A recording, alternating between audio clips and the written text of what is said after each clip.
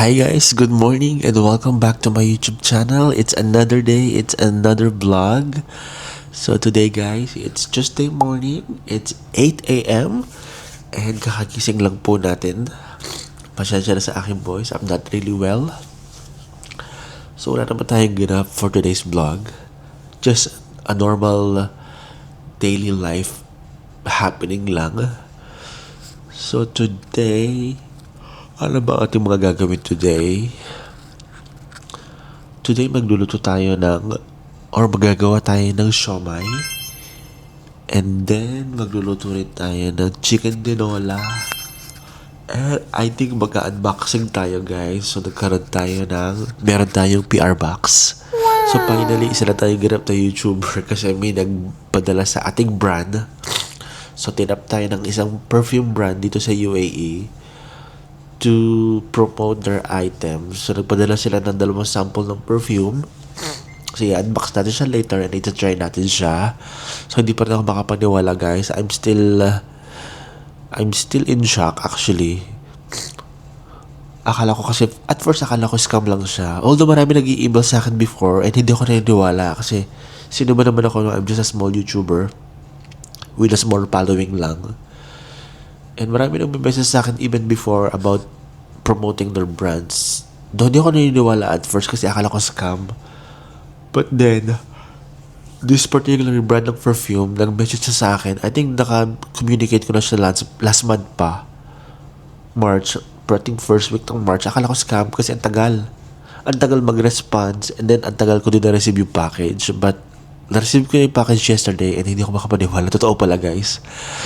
So, kung alam ko na totoo pala yun. So, sana ini-entertain ko yung mga emails pa na na-receive ko. But anyway, lesson learned. So, next time kapag may mag-email ulit sa akin na brand, replayan ko na para ma-receive ko yung PR package nila. So, i-unbox natin later yung perfume na yun and update ko kayo kung ano yung scent. Kasi dalawa yung pinili ko. I believe parehas silang related to chocolate scent. Para pwede siya magamit doon siya sa ating shop.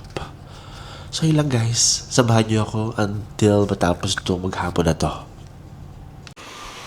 Hi guys! Nandito na tayo sa aming kitchen. So magprito lang ako ng egg for my breakfast.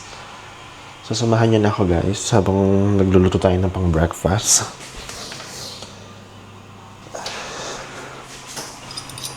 So guys, salang na natin yung ating pritong itlog.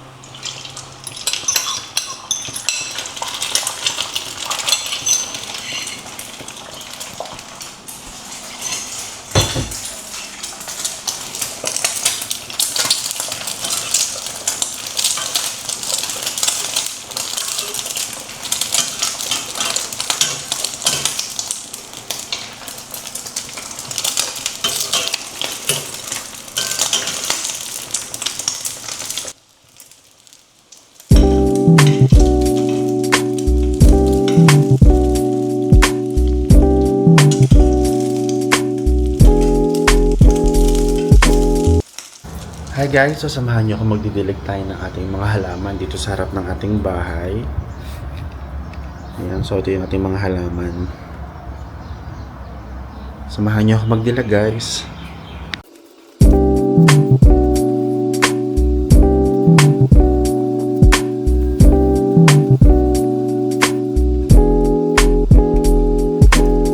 So ayun guys, tapos na tayo mag-dilig ng ating mga halaman and papasok na tayo sa bahay para kumain ng breakfast. So guys, ito nakapag-prepare na po tayo ng ating ingredients para sa ating lulutuing siomai. So na tayo ng carrots, ng garlic, onion leaves. So ayan, na-chop na natin silang lahat. And ngayon, ilagay na rin natin yung ating chicken mince. So, i-prepare na rin natin siya lahat. So, ayan guys, ngayon, i-mix na natin all together ang ating lahat ng ingredients. Kasama na yung ating chicken mince. So, paulit-ulit lang yung ating procedure until mag-well combine ang ating mga ingredients.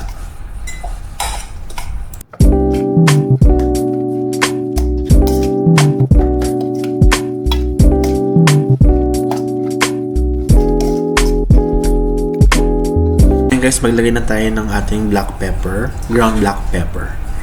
Yan, todo na natin lahat yan.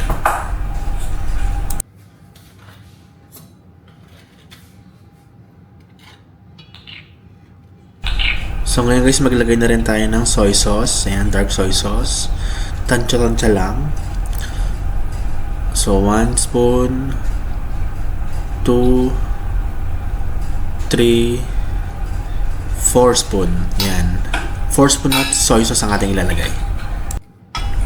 Then ngayon maglalagay naman tayo ng oyster sauce. Ganoon din, tansya-tansya lang din. So 1 spoon. Ayan, medyo tumatapon-tapon pa siya kasi ayaw niya malaglag. Ayan, 2 spoon. And last, 3 spoon. So halo-haluin lang uli natin lahat ng ingredients. So ngayon naman guys, maglalagay tayo ng garlic powder. Ayan, budbud lang.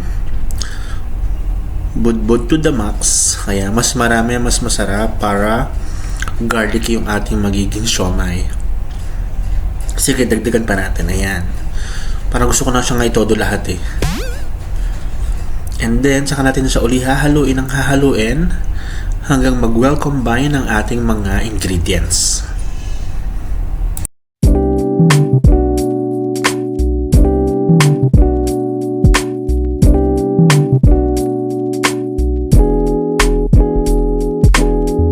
So guys, ito na yung mga nagawa nating siomai. Actually, marami na ako nagawa na sa ref na. And ito yung natira. Since wala na tayong available na siomai wrapper, meron tayo ritong Shanghai wrapper. Gagawin natin siyang Shanghai. And ito na yung iba pang ginawa ko. Nakasama na siya. Ito. Ayan. At saka ito. So, hindi ko na nablog lahat kanina kasi sobrang busy. And ngayon, once ma-wrap ko na itong natira for Shanghai, magluluto naman tayo ng ulam na tinola para sa dinner. But now, kailangan ko lang itong tapusin yung pag-wrap para sa ating Shanghai. Ito na guys, nakasalang ng ating siomai. So, sinet ko siya ng 1 hour. Ito yung ating first batch.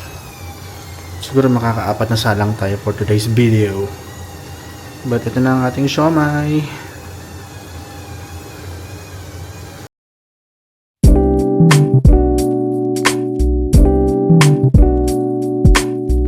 So guys, 20 minutes na lang and maluluto na itong ating siomai. So, pasilip ko siya sa inyo. Yan, ang ating siomai. So, in 20 minutes, tapos na yung ating timer.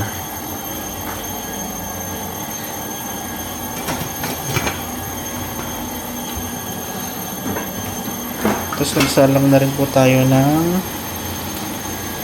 chicken tinola. So hindi ko na binidyo yung mga pagkakat-cut kanina para meron tayong ulam.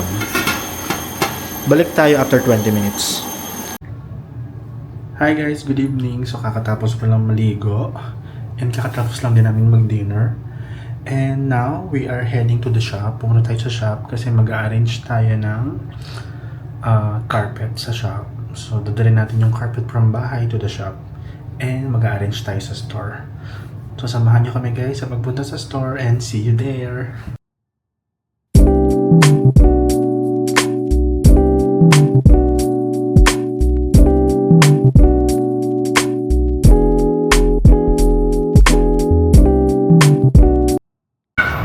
So guys, ito na yung carpet nung nailagay na siya dito sa shop. Ito na yung itsura niya. Yan, maganda na siya. Mukha na siyang high-end chocolate shop. So, itong carpet ito galing ko sa bahay. Ito yung nakalagay sa living room. And ayun din yung galing sa living room din yung marble round table na yun. And marami na rin kaming display. Yan, kung nakikita nyo, iba-iba na. Meron tayong nasa box, nasa tray. Naglagay na rin kami ng item sa loob ng chiller para hindi siya magmukhang empty. Ayan. Ito yung ating mga new chocolates. mga colorful chocolates. Ayan, meron na rin tayo ritong sitting area galing din sa bahay yan. Yung golden table na yan at saka yung dalawang chair na yan galing sa bahay. So lumawak na siya, nagkaroon na ng space. And mukha na talaga siyang chocolate shop. Yan. Brown sugar. Bili na ka ng chocolate, guys.